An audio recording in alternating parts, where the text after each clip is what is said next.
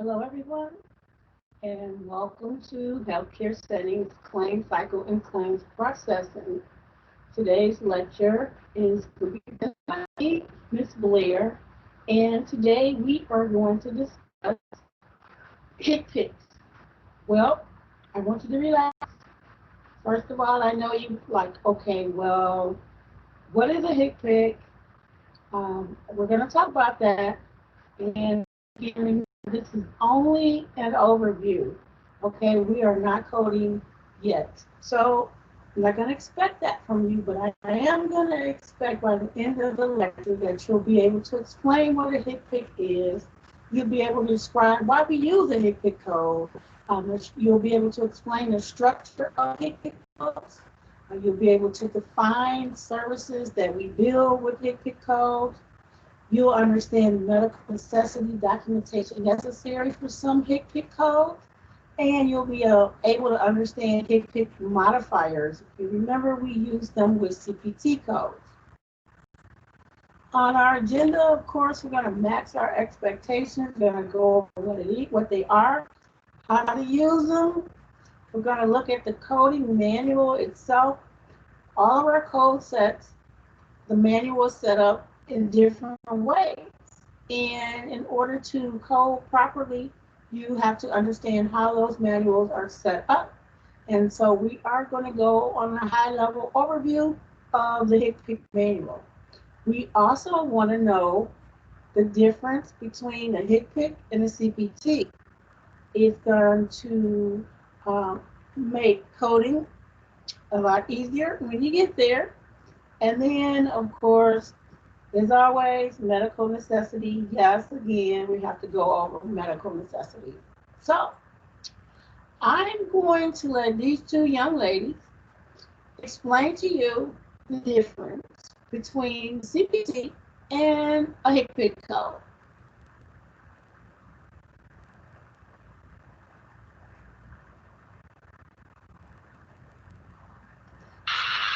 I'm a little confused about the difference between the CPT and the HIC-PIC coding.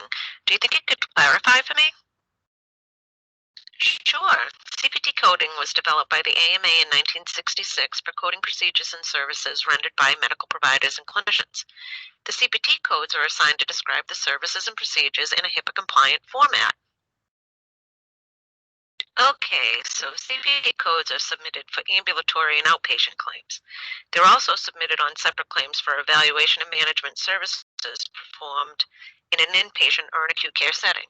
I think I got that, but what about HIC-PIC codes? HIC-PIC codes were developed by the Center of Medicare Services in 1983 for assignment of codes that are not found in the CPT manual. Typically, this includes any type of durable medical equipment and certain medications or injections that just can't be found in the CPT. You know, I think I got it now. Yay! Thank you.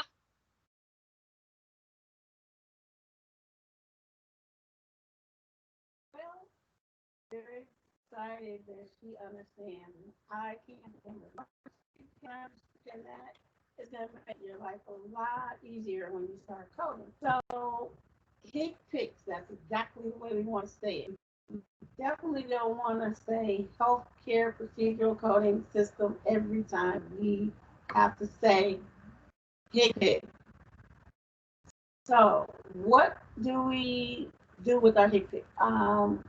We use them when we want to represent services, procedures, supplies, and drugs that are not found in the CPT. And you're going to learn what those are as you move forward. So some of the examples are durable medical equipment, wheelchairs, crutches, hospital beds, canes, ambulance service. If you call 911 and you need to be taken to a hospital, that's the ambulance transportation service. It's got to be billed. It's in the HIC-PIC book. Medications, in non-oral medications, injections, medications like insulin has to be billed using the HIC-PIC book. You also need to know the dosage. You need to know the route of administration, meaning was it intramuscular, so that the injection going to the muscle, things like that. And since it's a service or procedure or supply, it still has to be medically necessary. In order to show the medical necessity, what do? We have to bill it with an ICD-10 code. There has to be a diagnosis. Why did the patient need to have this particular service or supply? Okay, so what's the code structure of a HCPCS? Well, just like a CPT, it's 5 digits, but it's a little different. A HCPCS begins with a letter, A through V, and then it's followed by 4 digits, which are numbers. The letter at the beginning of the code, it tells you what chapter that code belongs. So if you look right there, it will tell you each category as you go down, or each chapter. So B is enteral and parenteral. We're talking about feeding. D is dental. So dental services. We know that AMA takes care of CPT. We know mostly that CMS takes care of HCPCS. However, D codes are taken care of by the American Dental Association. We have K, which are DME. Once again, those would be your standard DME wheelchairs, even the seats of the wheelchairs, the wheels on the wheelchairs, the handles on the wheelchairs, not just the chairs themselves, but all the different little pieces of parts. All those different things are billable, and you might have to, replace these things instead of just getting a brand new wheelchair. So we also have temporary codes. And temporary codes are just that, temporary. They meet a specific need of whomever is asking for these codes. And they are for newly issued policies or a legislative requirement that's coming out of Congress. And then we see which particular categories are temporary codes. C, G, H, K, Q, and S, as well as T. And you can see right there what the definition of each of those categories are for. Like K, those codes are used by DME MACs, which are Medicare administrative contractors, and so they are the ones who adjudicate the Medicare claims, they process the Medicare claims. There are different contractors across the United States. There's just millions of Medicare claims that come in every year. So the manual itself, not as big as a CPT, and definitely not as big as the ICD-10. But at the beginning of the manual, you will see an index, and that index is in alpha order, and it lists the supplies, the services, and then next to the particular service, it will tell you what the code is, or a range of codes. You go, you look at them, and then you look at the description, you determine if that's the proper code that you want. There's also a list of modifiers, and they're in order. And on that description, on that list, will be the description of the modifier. You determine which one meets your needs. Remember, a modifier does not change the definition of a code or the description of a code. It gives you additional information about a code. Okay? Did that particular code, that particular service have to be reduced because something happened? Something like that. Then we have what we call a table of drugs.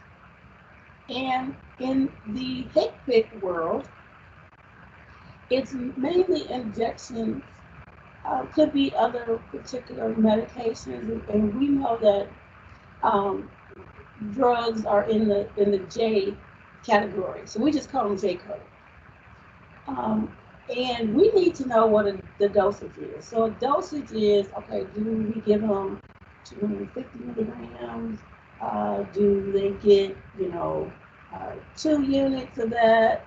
Um, because each one of those will give you a different code, or there's a way you have to do it. Um, the only particular medication, if you want to call it, is really not a medication that is billed from the CPT are vaccinations. And vaccinations are things like mumps, measles, rubella, chickenpox. Those are vaccines. They are billed from the CPT. Anything else is billed from HCPCS. And then, of course, after your table of drugs, then you will have that alphabetical listing with all those categories from A to Z. A through B, which will then list all of the codes available, and you look them up to find your code that you need. Now, this chart just clearly gives you a comparison of a HCPCS code set with the CPT code set. Do not get confused where it says HCPCS level 1, HCPCS level 2. The entire code set is called HCPCS. Level 1 is CPT, and then level 2 is HCPCS. So just say HCPCS and CPT, makes it easy. You don't have to worry about it. CPT is from 1966. So for 17 years, there really wasn't a way kind of to bill for those particular types of supplies, equipment, and non-physician services that was needed, such as ambulance. That's a non-physician service that needs to be billed. And then it came up with HCPCS codes. Now, how do you choose CPT versus HCPCS? Because sometimes there's a code, a HCPCS code and a CPT code for the same service, okay? Not all of your payers accept HCPCS codes. HCPCS was set up for Medicare. Eventually, private payers adopted HCPCS codes, okay? HIPAA says you've got to use these Medicare, okay? Now, just because there's a HCPCS code available for a supply or a service does not mean that a third-party payer actually covers or will pay for that service. You have to know what the payer, what their coverage plan is. And so that's up to like the biller once you get there. But then there's also this rule that is pretty important. If a CPT code and a HCPCS code exist for the same service or procedure for Medicare, they want you to use the HCPCS code. If it's a private payer, then you have to contact them or you have to check their rules. It's not the same as Medicare. So, now, back to our favorite, medical necessity. We know what that is. CPT code is for service or procedure. And we have an ICD-10 code for diagnosis. And the diagnosis tells us why that service was done. It has to match. That's the medical necessity.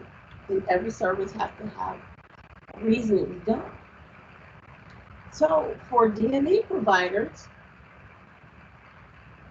there has to be a certain document, and it's called a certificate of medical necessity. And it has to be received from the physician who has ordered the DME supply for the patient. Okay? That is the provider who said, my patient needs this supply, and this is for how long they need it, and this is why they need it. And before the provider, meaning the DME provider, can bill, they must have this document on file. When I was an auditor, a lot of the money that I returned, or asked providers, you must return this money, is because they did not have a certificate of medical necessity. They were on a cyclical billing, and they just kept billing. Every 90 days, they just kept billing, and they just kept billing, and then they would just keep sending out automatically. They'd send out the diapers and things like that. They don't have a right to do that. They have to get the doctor to say, my patient still needs this stuff. And so tens of thousands of dollars, I would say, oh, I'm sorry, but you owe $60,000, $70,000. But this keeps, I don't know if I say providers honest, but just remember, in our world, if it's not documented, it wasn't done. So they don't have this certificate, they didn't get authorization, they owe money. So what do at the end of our lecture? We call it a wrap. So you can breathe, you can relax. Today's lecture, you can also find that information in chapter 8 of our textbook. As always, our lecture is available for review. Read or listen to the textbook before you do your assignments, your assessments, your discussion polls. Always get help when you need it. It's the strong person who admits they need help and don't get it when they need it. If you have computer problems, your instructor cannot help you. Tech support is there. That's their job. Call them. They're great. Please be very specific and detailed. Let them know what the problem is. Because if they don't have all the information, they cannot give you the best answer. So, with that, I will say thank you again for your attention. And I can't wait to get back with you for our next lecture on the upcoming subject of compliance. I will see you next time, and until then, please take care. Thank you, and bye-bye.